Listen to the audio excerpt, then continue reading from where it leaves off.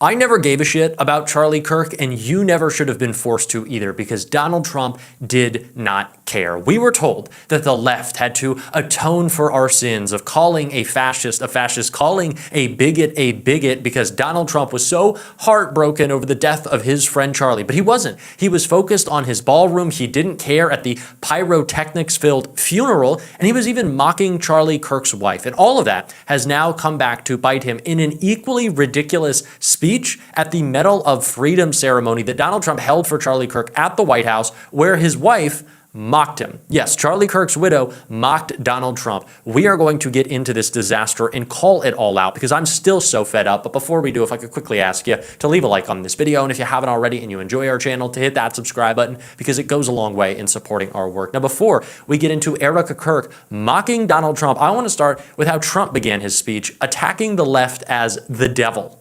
Nothing could have ever supplanted this.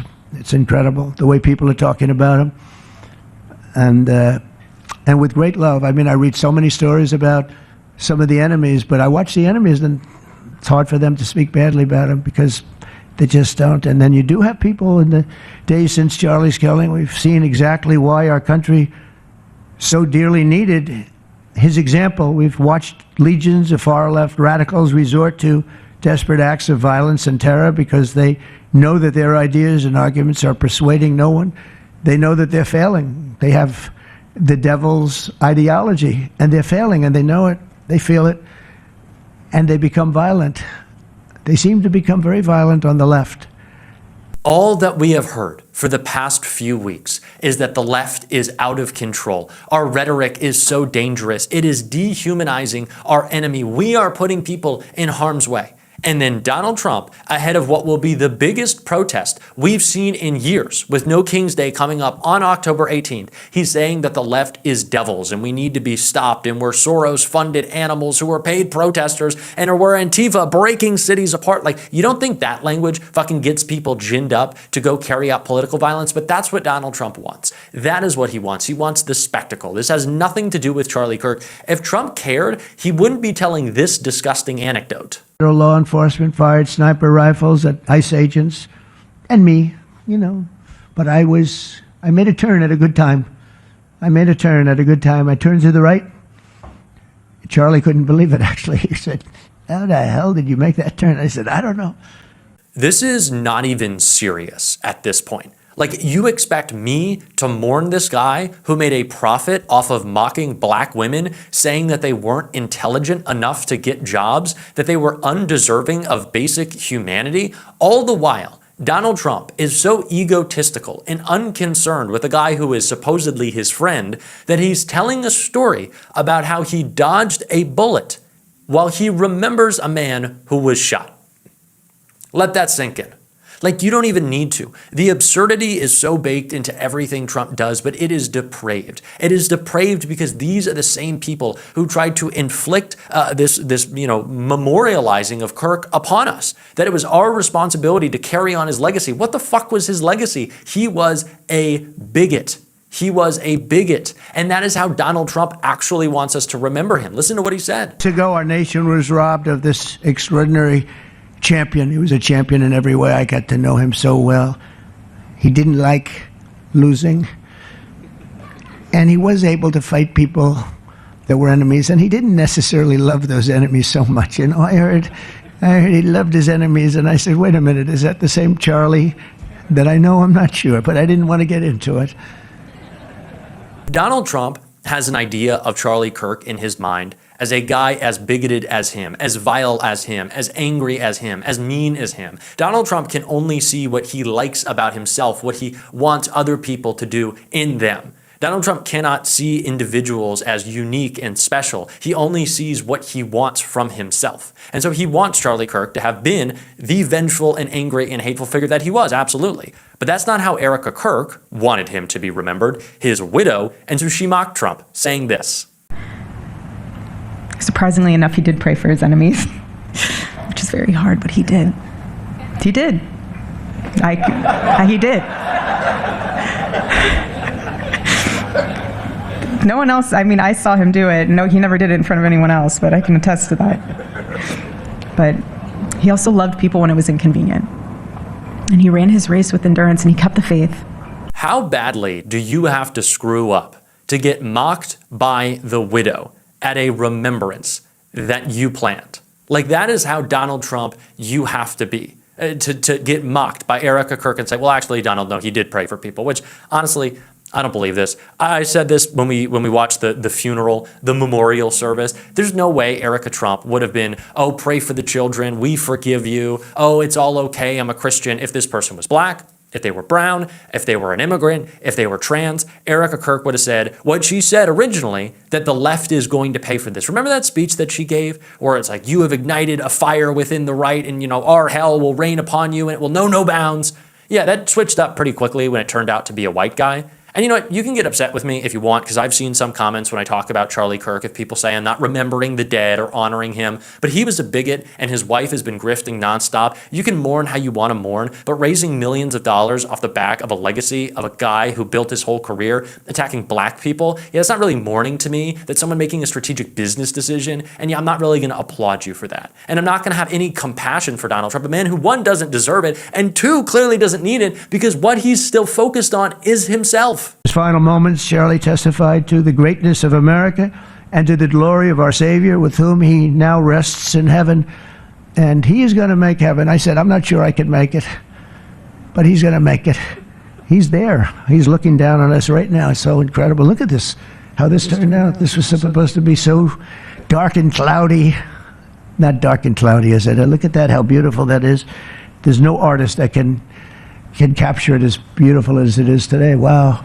It's funny that Trump has done so much talk about heaven lately, only to start thinking about if Charlie Kirk is in heaven. And like in my mind, he's like, well, what would heaven be? It would be people saying, I'm great and lots of gold, right? But Charlie's there. What would Charlie's heaven be? It would probably still be me because we love me.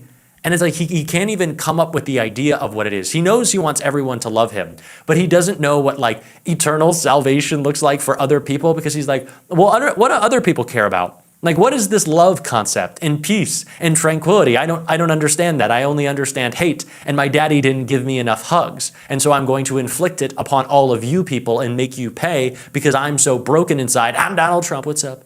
Like, that's it. That is all he can compartmentalize in that pudding brain of his, is anger and hate and retribution. Again, you're not going to make me feel bad for the people who created the conditions that they are now upset with.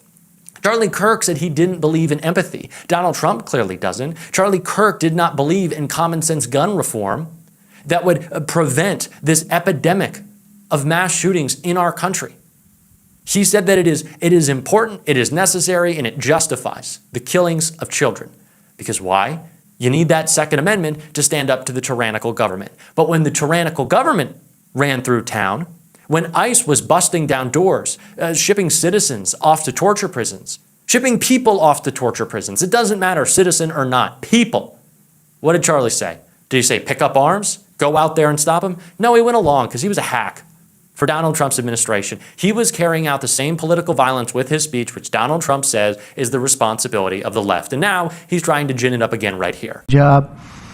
And that's why I said last month that I have directed the Attorney General and the Department of Homeland Security to confront the very real threat of left-wing terrorism in our country. It's a real threat. Not when you confront it, it's not, because they're not brave people. In fact, they're cowards. When you confront them, they immediately fold. You have to see them fold. You have to see them crying. They fold. But it includes dismantling the networks that fund them and finance them, and we're finding out who those networks are. We already know quite a few of them. When you see these violent incidents and then you see people holding this gorgeous sign with beautiful wood, beautiful cardboard, wood, everything's perfect paint job, and they're all the same, there are thousands of them. You know that they weren't made in the basement out of love. They were made by anarchists, and in some cases wealthy. I'll probably find some of my nice friends that are up there being so nice to me, especially lately. They're being very nice. But it surprises you who they may be, and you almost wonder why would they do it? But they're hurting our country, and we're really taking... I have to point out again, they know that the No Kings protest is coming up. They are well aware of that. Why do you think that they're talking about the left in these terms again? It's because they understand that there's going to be lots of us out there and they want us to be afraid and they want to stick their goons on us and they want to say that it's our language that's dangerous, right? Well, let's actually take a look at some right-wing language from the Gen Z Republicans that just came out in a Politico article. Leaked Young Republicans group chat includes racial slurs, Hitler praise, quote, "If we ever had a leak of this chat, we would be cooked." So the ugliest, most disgusting young people on the right, these fat fuck, disgusting, gross, slovenly, awful dudes who call themselves the master race, even though they look like chuds, are tweeting about how much they like Hitler and posting in a secret group chat about how much they like Hitler. And it's the language of the left. It's our language. All the while Donald Trump continues to just say things like this. Even killed, they come in from Indiana, they come in from Iowa, they come from Florida to see their nation's capital, and somebody would have to call the parents, "I'm sorry, but your son or your daughter has been killed." Not anymore. You hear those sirens going off? That's good. That's a good sound.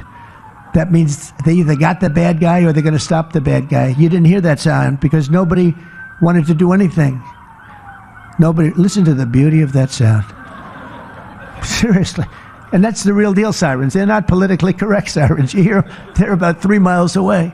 That's great. What a beautiful sound. They're stopping crime. That's what they're doing. He wants to force the state upon us. Donald Trump wants to attack us at every turn. He wants to inflict political violence. And I'm going to call it out. And I know it might upset some people, but the tone has changed for me. This is tone shift. We're not putting up with the bullshit anymore. And if you want to support that, if you like that, as always, you can hit that subscribe button, leave a like on this video. If you stuck around to the end, drop a blue heart in the comments. And if you want to check out an interview that I did with Congressman Jim Himes this morning, you can click right here. Keep on fighting. Please don't let them silence you. And until next time, I'll see you soon.